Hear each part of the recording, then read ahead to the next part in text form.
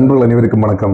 கடந்த லோக்சபா தேர்தலில் தமிழகத்திலும் பாண்டிச்சேரியிலும் திராவிட முன்னேற்ற கழகமும் அதன் கூட்டணி கட்சிகளும் அடைந்த வெற்றியை கொண்டாடும் விதமாகவும் தமிழகத்தில் திராவிட முன்னேற்ற கழகம் 8% வாக்குகள் குறைந்து 10 ஆண்டுகள் பின்னோக்கி சென்றதையும் மகிழ்ச்சியாக கொண்டாடும் விதமாக ஒரு முப்பெரும் விழா ஒன்று அரேஞ்ச் பண்ணியிருந்தாங்க. இந்த முப்பெரும் விழாவில் நிறைய விஷயங்கள் எல்லாரும் பேசியிருப்பாங்க.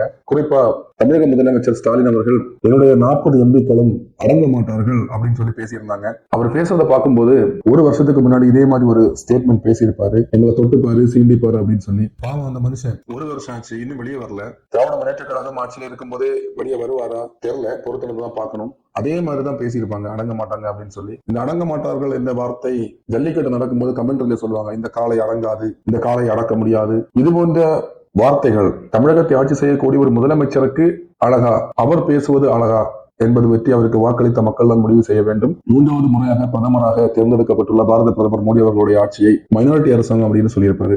இதை கேட்டு சிரிக்கிறதா அழுறதா ஒண்ணுமே தெரியல. ஏன் அப்படின்னு சொன்னா, தமிழகத்தை ஆட்சி செய்யக்கூடிய ஒரு முதலமைச்சருக்கு மெஜாரிட்டி கவர்மெண்ட்னா என்ன, மைனாரிட்டி கவர்மெண்ட்னா என்ன, கொலிஷன் கவர்மெண்ட்னா என்ன அப்படின்னு சொல்லி தெரியாம இருக்காரு அப்படின்னு சொல்றது ரொம்ப மன வருத்தமா இருக்கு. மைனாரிட்டி கவர்மெண்ட் என்ன அப்படின்னு சொன்னா, எந்த கட்சியுமே ஆட்சி அமைப்பதற்கான தகுதி பெறவில்லை. ஆனால் அதுல இருக்கக்கூடிய ஒரு கட்சி இருக்கக்கூடிய எம்பிக்களை வச்சு ஆட்சி அமைக்கிறாங்க அப்படின்னு சொன்னா அது இதுல எங்க ப்ராப்ளம் வரும் அப்படின்னு சொன்னா, சட்டம் கொண்டு வரும்போது நீ இருக்கக்கூடிய எம்பிக்கள் அவங்களுக்கு ஆதரவு கொடுக்கணும். கொடுக்கல அப்படின்னு சொன்னா ஒண்ணும் பண்ண முடியாது. இதுக்கு ஒரு எக்ஸாம்பிள் என்ன அப்படின்னு சொன்னா, 10 வருஷத்துக்கு முன்னாடி டெல்லியில ஆம் ஆத்மி கட்சி நடத்தின ஆட்சி.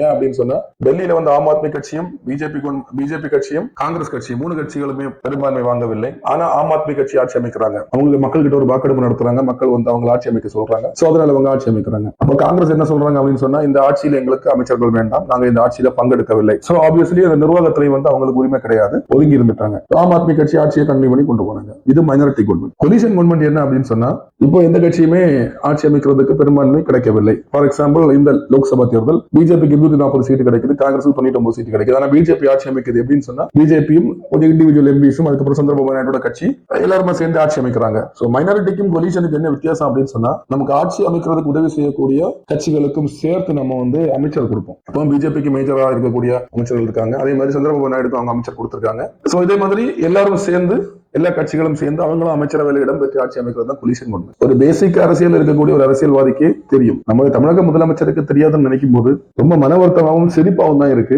ஓட்டு போட்ட மக்கள் நீங்களே பாத்துக்கோங்க.